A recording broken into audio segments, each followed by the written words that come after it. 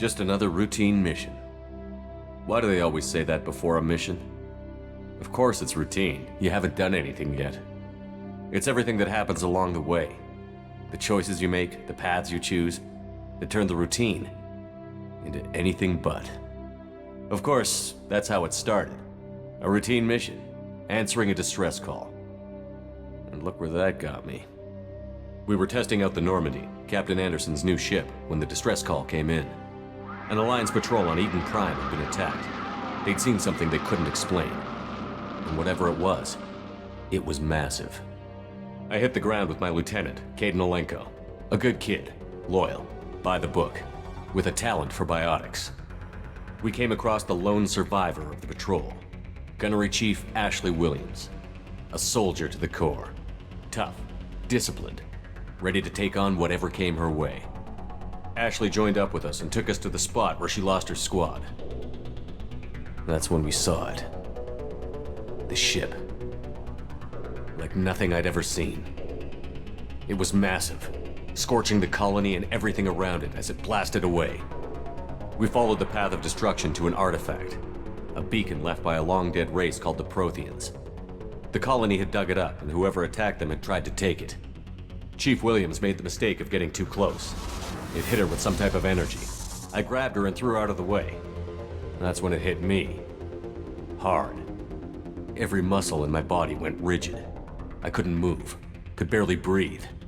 Everything went black. And then I saw something. A vision. Dream. A nightmare. By the time I woke up, we were halfway to the Citadel on our way to meet the Council. I was expected to explain what I'd seen. Anderson came along. So did Adina, our political representative on the Citadel. With those two heavyweights, it seemed reasonable we could persuade the Council that the ship we'd seen was a potential threat, as was the individual behind the attacks. The main suspect for the Eden Prime massacre was a Turian Spectre named Saren. He'd been seen by one of the survivors from the colony at Eden Prime, and there was some evidence to suggest that the ship was connected to Saren. But even Adina's pointed accusations weren't enough to convince the Council. They just couldn't believe one of their chosen elite Spectres could be guilty of something like that. They needed proof, which meant I needed proof. Fortunately, I wasn't alone in my search. Garrus, another Turian, wanted to help. A top agent for Citadel Security. Despite orders from his superiors that he shouldn't get involved, he told me he was suspicious of Saren, and he had some useful leads. More importantly, he was willing to share them. That led me to Rex, the biggest, nastiest looking Krogan bounty hunter I'd ever seen. He turned out to be more than just a brute. It was his intel that led to a fugitive with incriminating evidence on Saren. The fugitive turned out to be an energetic little Quarian named Tali. A tech expert with a knack for hacking, she'd procured some information on Saren. Evidence that proved Saren was dirty. Tali's evidence proved that Saren was responsible for the massacre on Eden Prime, and that the immense warship we'd spotted was in fact Saren's flagship. But it went much further. Saren was trying to find a way to bring back a race of sentient machines from dark space. Machines allegedly responsible for cleansing the galaxy of all organic life. These Reapers were blamed for wiping out all life 50,000 years ago, including the Protheans, then disappearing back through the mass relays to dark space, leaving no trace they'd ever been. That explained why Saren was after the beacon, and it made some sense out of my visions. But not much else. We couldn't convince the Council that the Reapers were a threat, but they agreed Saren had to be stopped. They stripped him of his Spectre status and gave me the honor of becoming the first human Spectre. My first task? Bring down Saren. Anderson decided to stay behind, giving up his ship, the Normandy. He told me I would need it more than he would. He also pointed me in a direction.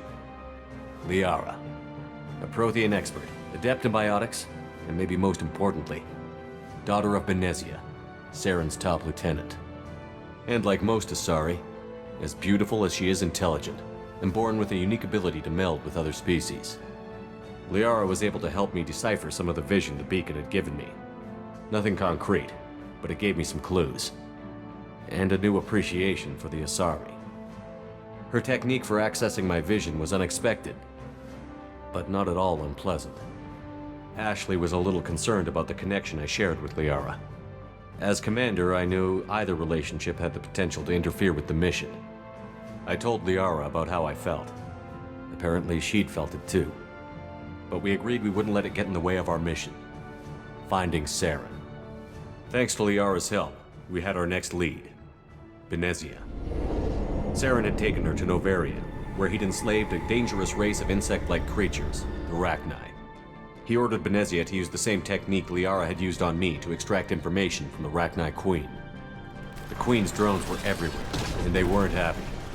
We had to fight through hundreds of them to get to Benezia. By the time we arrived, Saren was gone. With the information. I tried to reason with Benezia, but Saren had indoctrinated her. He had somehow acquired the ability to control people's actions and wills. Benezia wouldn't surrender, and Liara was forced to watch her mother die in her arms. And I was left with an angry, dangerous Rachni Queen to deal with. She claimed her drones would do no harm if I released her. But the Rachni had terrorized the galaxy before. I couldn't do it. I wouldn't doom an entire species for past sins. And the Queen was true to her word. She left and took her army of drones with her. With Saren's top lieutenant dead, it was quickly running out of time and places to hide. I tracked him down at his base on Vermeer, but we soon learned it was more than a base of operations. It was a breeding ground. Saren was breeding an army of Krogan. He'd found a cure for the genophage, a disease inflicted on the Krogan to prevent them from breeding and taking over the galaxy. But the Krogan Saren was breeding were slaves, mindless beasts that obeyed Saren's will. I had to destroy the base, and all its research. Rex disagreed. Violently. Rex wanted the genophage cure for his people. I tried to convince him to help me destroy it, that these Krogan weren't real. But he wouldn't back down. Fortunately, Rex is smarter than he looks.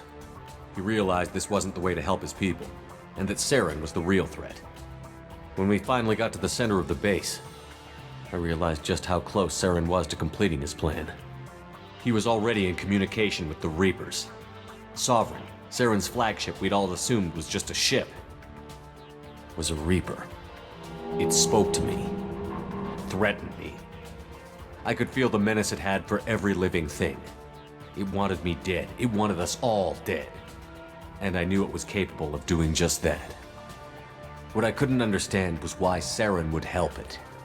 But there was no time to think about it. Sovereign knew where we were. We had to destroy the base and get the hell out. I split up my team in 2 squads, sending Ash with one and Kaidan with the other as a distraction. We had a nuke, and we planned to use it. Before we could detonate the bomb, Saren showed up. We fought. I stalled him to make time for my team. And in talking to him, I realized the truth. It wasn't Saren who was indoctrinating everyone. It was Sovereign. The Reaper. And Saren was in deeper than all of them. He tried to convince me he was still in control, said he found a way to reduce the Reaper's influence, but he was kidding himself. Or believing the lies Sovereign was telling him. Before I could convince him to stop, he ran, leaving me just seconds to extract my squad mates. I tried, but I wasn't fast enough. I could only save one of them. Kaidan was a good man, and a great soldier. But I had to choose, and I chose Ash. That was the last time Saren would slip away from me. I knew then, the next time we met, one of us would die. With my team mostly intact, we chased Saren and his army to Ilos, a long-lost planet that had once belonged to the Protheans. As we prepared for what we knew would be a desperate fight, I spoke to my crew. We were just one ship, against Saren's growing army. I assured them all that despite the odds, we could defeat him. Liara saw through my words. She knew I was hurting after Kaidan's death. She could sense my doubts. We both knew this mission could be our last. Until that moment, we'd put our feelings aside for the sake of that mission. But why wait? We gave in to each other, and it was perfect. While it lasted. We arrived on Ilos, close behind Saren. Once on the planet, we discovered a Prothean databank that helped me put the final pieces of my vision together. The Reapers had come 50,000 years ago, and every 50,000 years before that. each time purging the galaxy of life. The Protheans had fought and died, like every species before them. But a few survived long enough to leave a parting gift. The Protheans had discovered that the Citadel was the key to controlling the mass relays. By sabotaging the Citadel, they found a way to close the relays to dark space, slowing the Reapers' return, giving us the time we needed to find a solution to stop the Reapers once and for all. Saren knew this. He was leading his army to take control of the Citadel and re-establish the relays to dark space, bringing the waiting Reapers here to destroy us all. We followed him to the Citadel. It was intact, but heavily damaged. He had caught the Council fleets by surprise, and they were only now regrouping. And with Sovereign as his flagship, there was little hope the fleets could counterattack with enough strength to take back the Citadel. But Saren was done running, and I was done chasing him. As the Alliance and Citadel fleets battled Saren's army outside, I cornered the Turian bastard in the Citadel tower and confronted him. He died believing that the Reapers would save him. As I fought to regain control of the Citadel, the Council's flagship, the Destiny Ascension, fell under attack. Despite Saren's death, Sovereign and Saren's army continued to fight. The Council was aboard the Destiny Ascension, and they were requesting assistance. But I knew in order to help them, I would have to put our Human Alliance fleet in jeopardy. The Council had to be saved. They represented the hearts and minds of the galactic community. Without them, the fleets would be in disarray. Even with the Citadel back in my control, Saren defeated, and the Normandy leading the combined galactic fleet, the battle against Sovereign, a single Reaper, was relentless. It took the combined fleets of humanity and the other races, but in the end, Sovereign fell. But the costs were immense. While humanity's efforts in the war earned us our first seat on the Council, it was a hollow victory. The Reapers were still out there. I knew the fight was far from over, but as the one who'd led the fight against Saren, I was given new responsibilities. The choice of humanity's first counselor was left for me to decide. On the one hand, Udina, the lifetime politician. Ruthless and ambitious, he would easily navigate the political landmines that would soon be put in front of him. The other choice, Captain Anderson, the career soldier. Tough but fair, but a friend, and someone I could trust. Both great leaders in their own right. Anderson didn't want the job, which was a sure sign he'd be perfect for it. No ambition to get in the way. The war was over. The threat had passed. In time, the Council would rebuild itself. The Citadel could be repaired. Even the pain of lost friends would fade. But none of that mattered if the Reapers were still out there. And if they were all as powerful as Sovereign, we had to find a way to stop them. I had to find a way. I gathered my crew, took my ship, and went in search of answers. Officially, the Council would only say I was assigned to cleanup duty, rooting out any remnants of Saren's army. Just another routine mission.